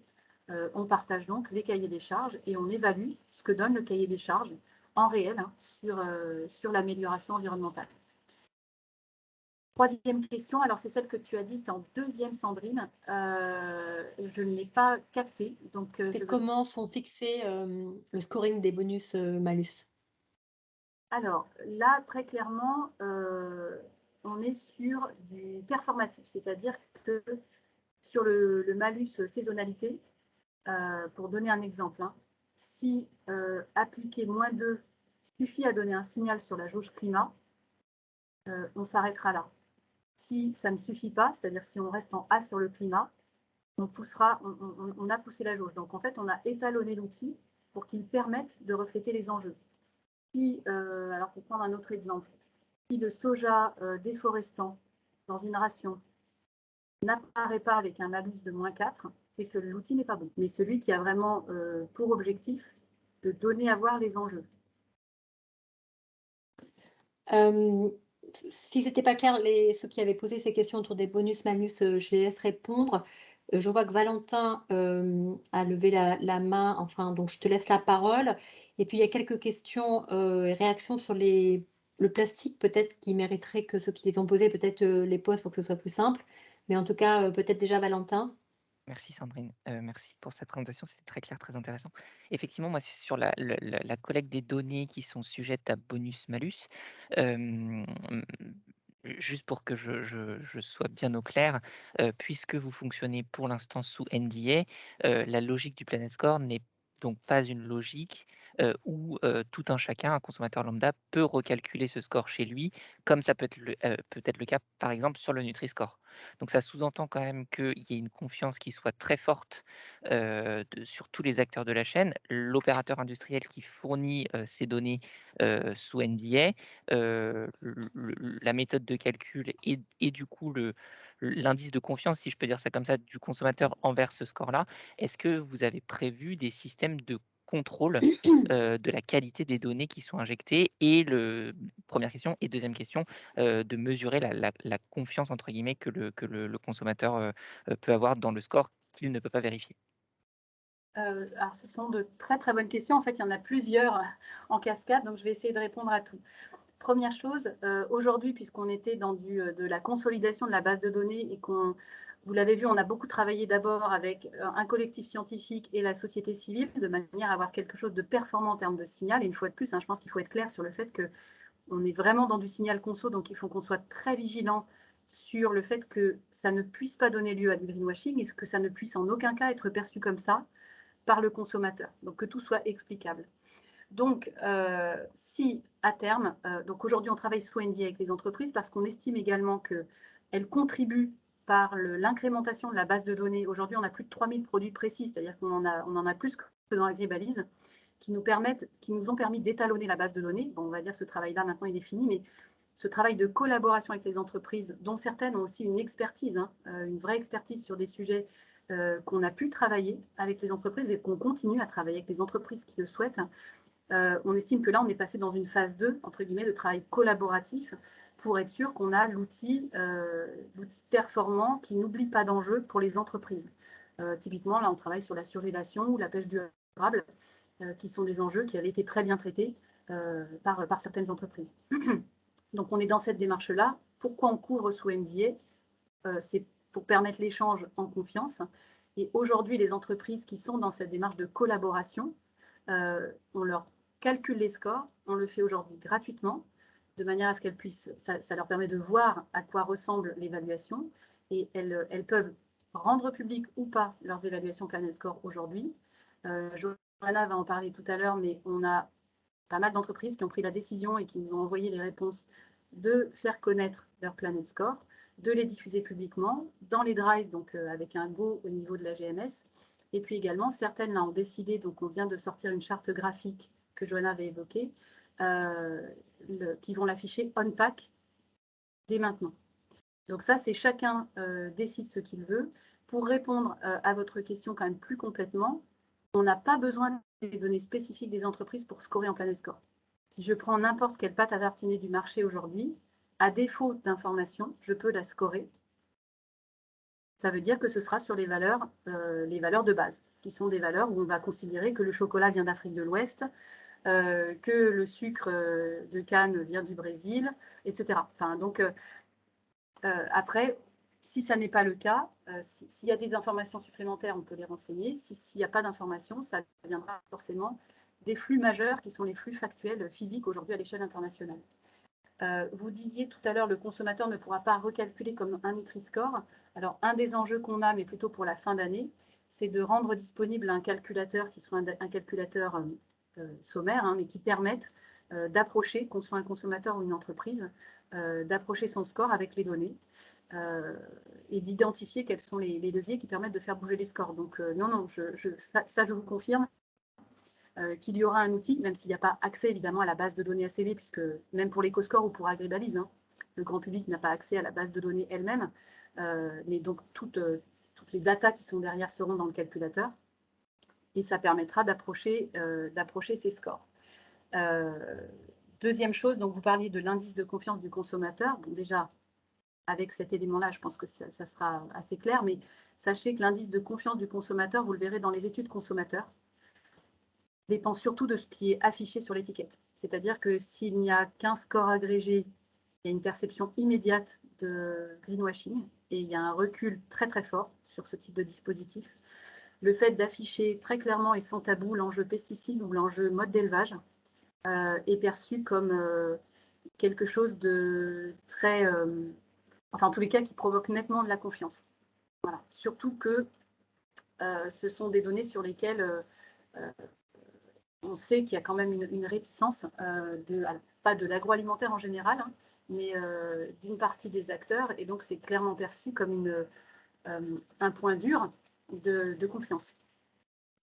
Donc le contrôle qualité des données, alors sachez que là-dessus, on est sur quelque chose d'extrêmement exigeant. Aujourd'hui, on ne donne pas de score aux entreprises qui n'aient pas été complètement vérifiées. Là-dessus, on est en décalage complet par rapport à l'éco-score. Je pourrais donner un exemple tout à l'heure. Vous le savez certainement, mais il y a un très gros enjeu de fiabilité. On ne peut pas se permettre de donner aux consommateurs une information qui soit confusante aujourd'hui. Si vous êtes allé regarder, probablement vous l'avez fait pour vos marques, ou sur le drive de Carrefour ou de Colruyt, vous verrez énormément malheureusement, hein, d'incohérences. Ce sont des choses qui ont déjà été signalées, mais qui nous laissent penser qu'il vaut mieux déployer dans un pas de temps cohérent avec la robustesse, plutôt que de vouloir faire le concours de qui a la plus grosse base de calcul.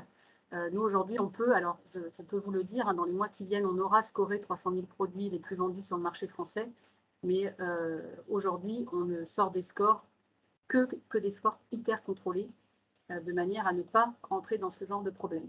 Je peux montrer des exemples tout à l'heure si vous le souhaitez. Merci beaucoup pour toutes vos réponses, c'était très clair. Merci. Sabine, je vois que l'heure tourne, mais néanmoins, il y a quand même beaucoup de questions sur la partie emballage, donc je propose quand même de les prendre.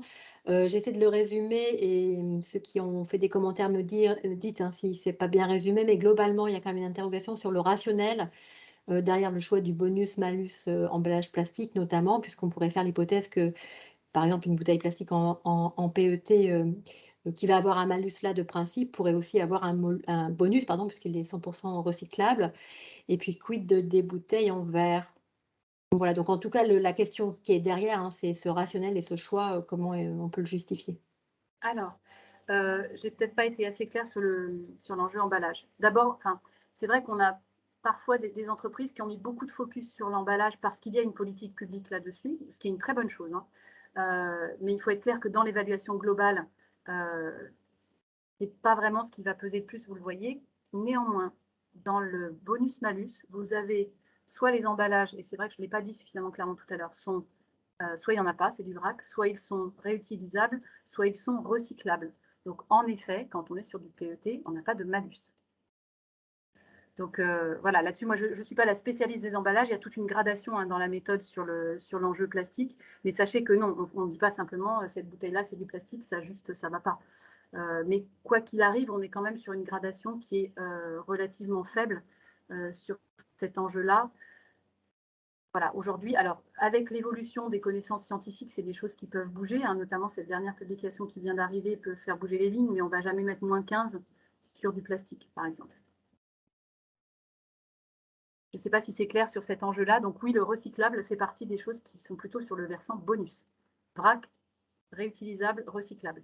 Et les bouteilles de verre, alors pour nous, l'idée, c'est d'arriver quand même en directionnel, hein, d'orienter autant que possible sur de la réutilisation sur le verre, puisque c'est quand même assez énergivore quand il faut le réutiliser, entre guillemets, enfin reprendre de l'énergie pour refaire du verre. Mais néanmoins, le verre est pour nous quelque chose qui reste dans du rebouclage de cycle.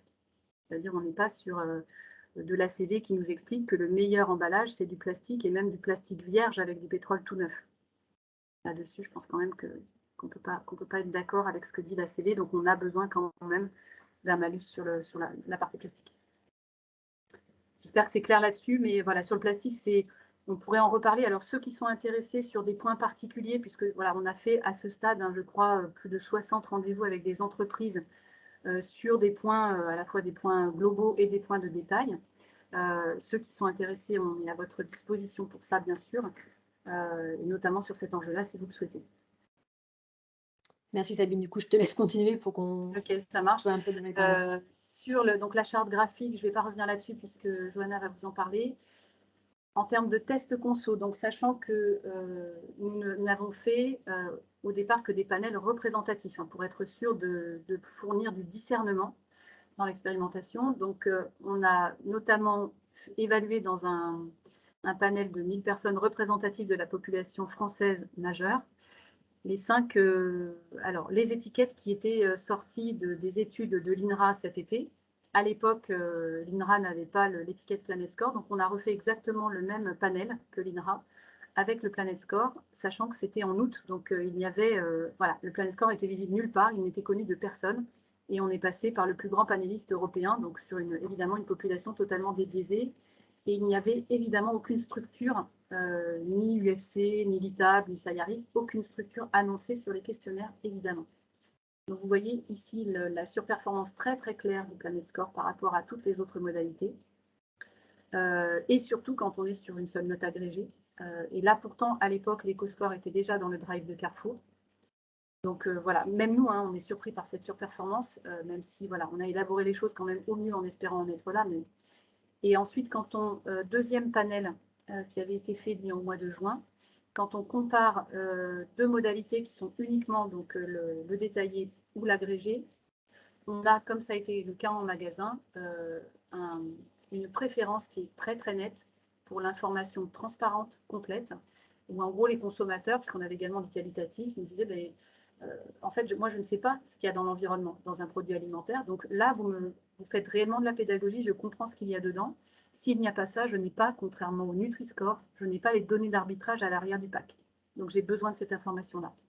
Et sachez qu'après avoir fait le panel représentatif, pas mal de réseaux, sociétés civiles nous ont demandé le questionnaire, donc on a donné le lien à chacun avait son lien spécifique, donc on a une grosse base de données là aujourd'hui qui nous permet sur 10 000 répondants dans différents réseaux de vous dire qu'on est au-delà de 80%, évidemment, hein, sur les associations de consommateurs, on est plutôt à 86%, je crois, de mémoire, et sur les populations sensibles à l'environnement, donc on est également sur des surperformances de ce niveau-là. Sachez quand même que, puisqu'on a une grosse base statistique, hein, dans le questionnaire, on avait aussi des questions sur les enseignes fréquentées, les habitudes alimentaires, etc., et les profils de consommation. Même sur les consommateurs les moins engagés et les moins sensibilisés sur l'enjeu environnemental, on tombe seulement à 78% de préférence. Donc, quel que soit le profil de consommateur, c'est très clair que c'est le score détaillé qui performe. Je vous ai mis quelques verbatims, on ne va peut-être pas rentrer en détail là-dedans aujourd'hui, mais un des points importants, et c'est apparu à la fois en quali en magasin et également en quanti, dans les questions ouvertes, les gens nous disaient, le fait que ce soit affiché, j'ai vraiment l'impression qu'on prend soin de moi aujourd'hui avec le budget que j'ai ou parce que je préfère ce produit en termes de goût. Hein, on est quand même clair, on est sur des produits alimentaires. Les premiers critères de choix, ce sont quand même le goût, le prix, parfois la marque, selon les sondages.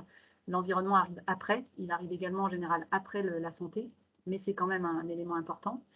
Donc même quand les gens ne vont pas changer leur acte d'achat, ils sont clairement sur une perception qu'on prend soin d'eux, c'est vraiment des choses qui ont été dites, ou que l'entreprise est clairement dans une démarche de transparence.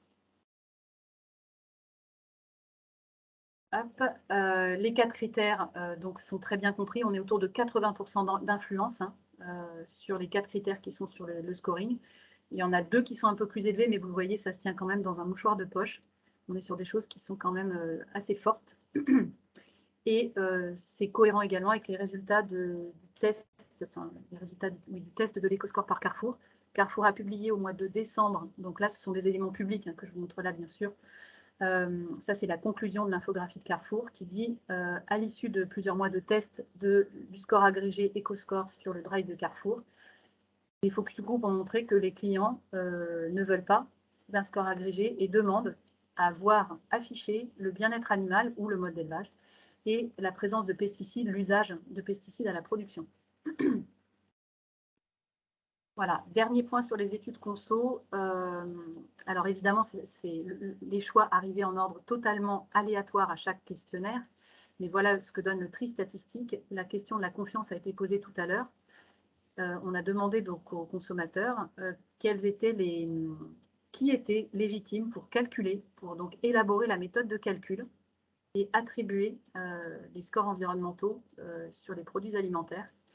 Et donc, les structures qui ressortent, qu'on a encadrées ici en vert, sont les associations de consommateurs, les associations environnementales et de bien-être animal. Désolé, là, c'est pas complet, puisqu'il y a les 3 petits points. Les associations de producteurs et les collectifs de scientifiques. Donc, on l'a encadré tout simplement parce que, vous l'avez vu au départ, le Planet Score, c'est exactement ça, le collectif. Vous avez l'État qui arrive juste derrière, alors rien de très innovant, hein, c'est le cas dans la plupart des sondages de ce type, au-delà de l'affichage environnemental, et puis les entreprises arrivent après, ce qui ne veut pas dire que les entreprises ne peuvent pas être perçues comme des acteurs mieux-disants sur le sujet, mais qui ne sont pas perçus du tout, évidemment, comme légitimes pour évaluer ou décider d'une méthode de calcul pour évaluer leurs produits.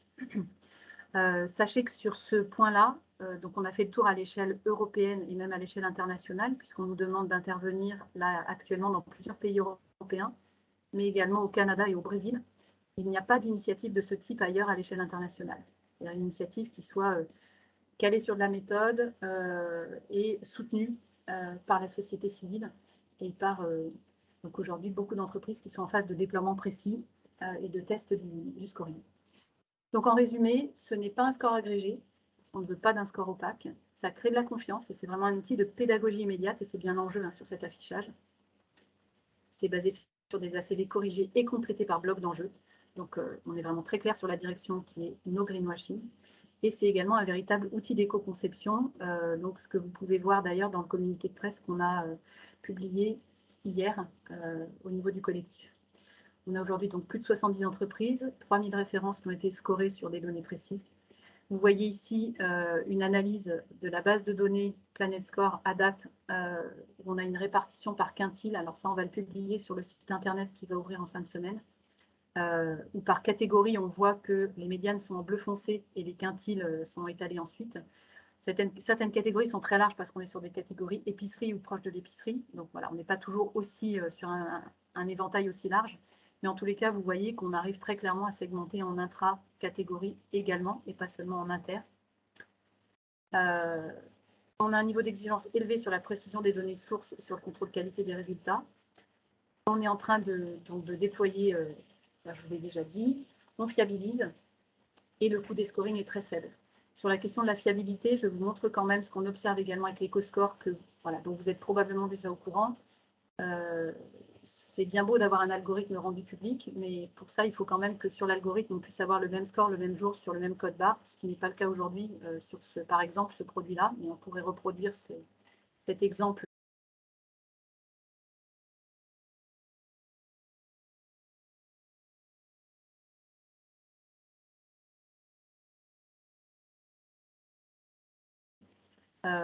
C'est pour nous très compliqué d'imaginer qu'on a un éco-score A à un endroit, D ou C sur d'autres. Je vous donne un exemple également de ce que, voilà, l'éco-score dit on score le fancage en C, le label rouge en B et le bio France en A. Nous, ce n'est pas ce qu'on voit du tout dans l'outil de calcul. Si on prend l'outil de calcul éco-score, qu'on calcule ces trois E, on est entre 69 et 76 points, c'est-à-dire une note B, quel que soit l'œuf. Donc là, on est sur de l'œuf français en boîte en carton, enfin classique. Hein. C'est pas non plus, alors on voit bien que c'est un œuf B dans le drive de Carrefour sur de l'œuf en cage. Après, on voit que sur du plein air sans OGM, c'est D, que sur du bio, c'est entre C, D ou A.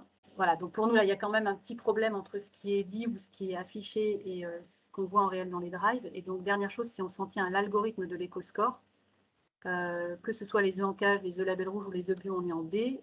Vous voyez ici un exemple de ce que donne le Planet Score sur les mêmes types de produits. On est clairement sur de la segmentation. Et voilà, ce que je vous annonce là, vous ne verrez pas d'autre chose dans les drives, le digital ou Unpack, que ce qui est ici. Alors là, ce sont des exemples. On peut avoir des œufs qui sont label rouge plus, avec des cahiers des charges encore plus exigeants. Mais en tous les cas, voilà à quoi ça ressemble. Et pour information, donc ce type de Planet Score est déjà, donc la première entreprise qui a reçu ces scorings était Naturalia. Ils ont déjà affiché sur leur MDD les Planet Score qu'ils ont reçus, incluant sur des produits qui ne sont pas forcément bien notés, en note, notamment en note agrégée, mais où l'information complète qui est donnée au consommateur permet d'avoir suffisamment de détails, on va dire, pour se dire est-ce que c'est un produit que je veux quand même acheter aujourd'hui ou pas. Voilà, vous avez différents exemples. Je ne vais pas rentrer dans tous les détails, des produits crémiers, des confitures ou des produits céréaliers, par exemple. Voilà, donc je vous remercie de votre attention. Il y a des annexes pour ceux qui veulent rentrer plus en détail dans certains points de méthodologie. C'est avec grand plaisir. Et sinon, je vais laisser peut-être Johanna.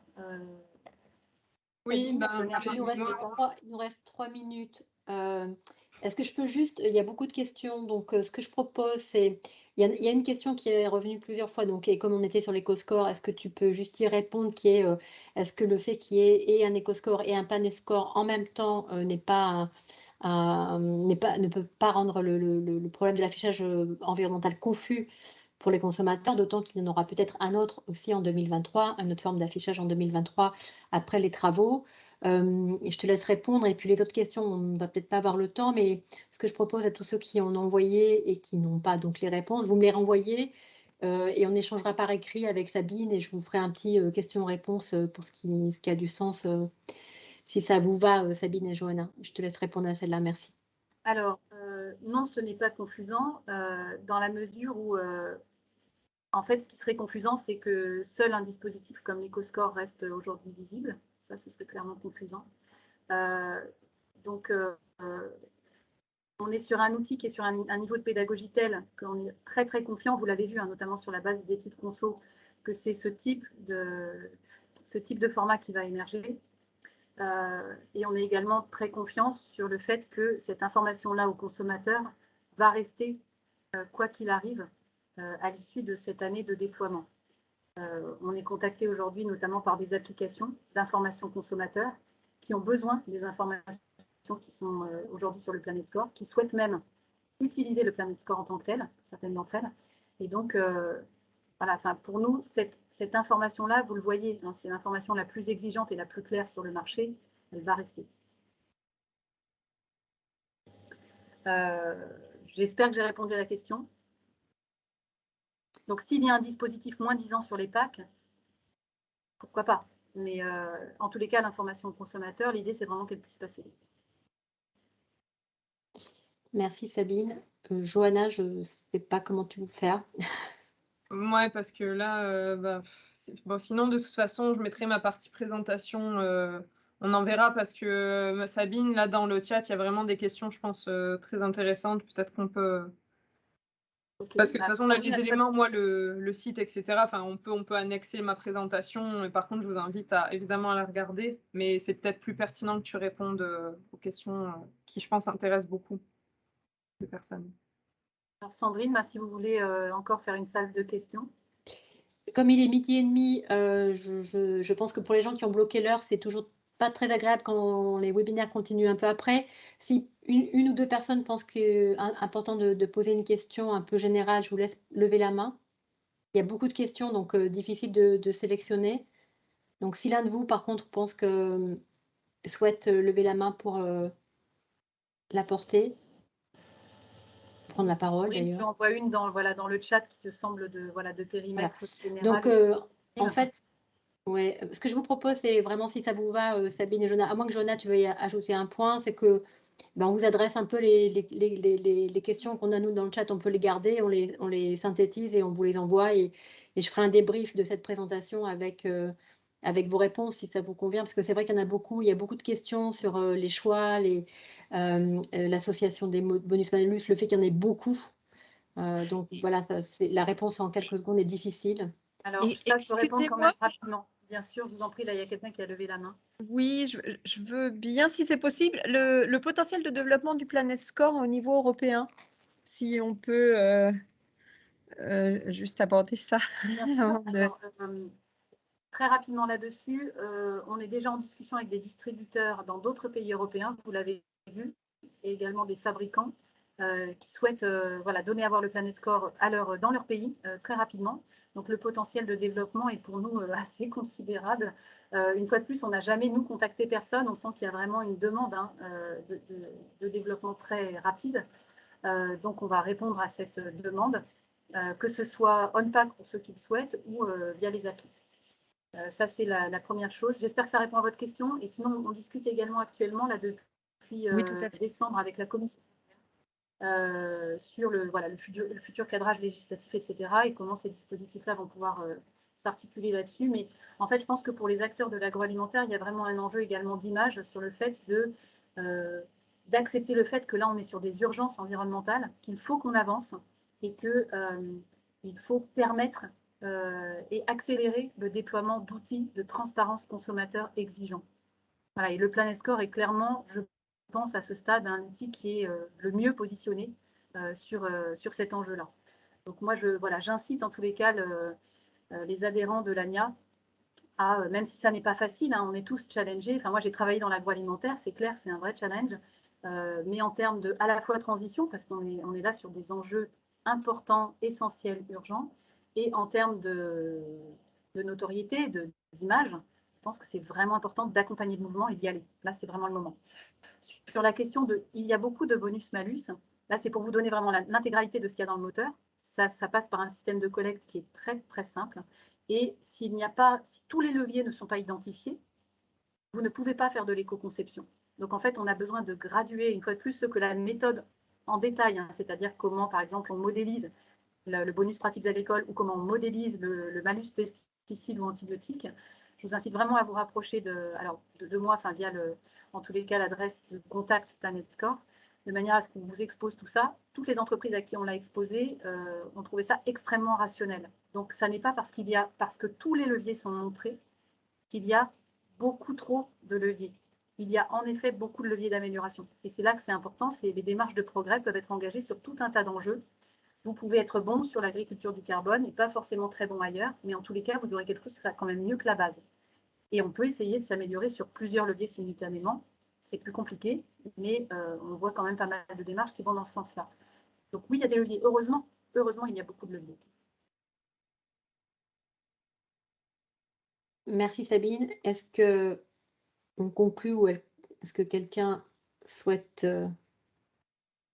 Alors, il y a une question sur l'annonce de Carrefour pour tester votre score. Quel calendrier, méthodologie, panel de produits? Donc, Carrefour, comme les autres enseignes, testent la MDD. Là, on vient de démarrer, donc ils sont en phase de collecte. Et donc, moi, je ne peux pas donner le calendrier à leur place. Ils ne s'étaient pas beaucoup engagés à développer l'éco-score, non. non. En fait, ce qu'a dit Carrefour, il y avait une conférence de presse hier matin de l'éco-score qui a présenté des résultats d'études, alors pour info, sur un panel non représentatif. Donc, ça a été un peu contesté visiblement en conférence de presse. Mais en tous les cas, Carrefour était présent et Carrefour, de manière très objective, a montré les résultats de son étude conso et a fait exactement le point que je viens de vous faire aujourd'hui, c'est-à-dire de manière très impartiale, de dire, ben voilà ce qui ressort aujourd'hui. Et donc, ils ont annoncé que, bien sûr, maintenant, ils testaient le Planet Score puisque ça correspond aux attentes de leurs clients. Ce qui a également été dit par Carrefour, c'est qu'à l'époque, ils ont pris l'éco-score, de même que Lidl Group en Allemagne, qui maintenant teste le Planet Score. Ils ont pris l'éco-score au printemps parce qu'il n'y avait que ça sur l'étagère. Donc, c'est une façon aussi de matérialiser son engagement dans le sens d'une volonté d'affichage consommateur sur l'enjeu environnemental, ce qui est une très bonne chose. Maintenant, voilà, s'il y a des outils qui sont plus performants, aujourd'hui, Carrefour est en train de tester le Planet Score. Mais ça ne veut pas dire qu'ils se sont engagés dans le déploiement de l'EcoScore. Sabine, Johanna, merci beaucoup. Comme quoi cette présentation a été plus qu'attendue. Je pense qu'on refera un point ensemble si besoin, et je sais que vous êtes disponible pour le faire et répondre à d'autres questions si besoin, une étape postérieure. Donc encore un grand merci. Merci à vous tous de vous être connectés pour vos questions et ces échanges très riches. Très bonne journée à tous. Merci. Merci beaucoup. Très bonne journée. Merci. Au revoir. Merci. Merci. Merci.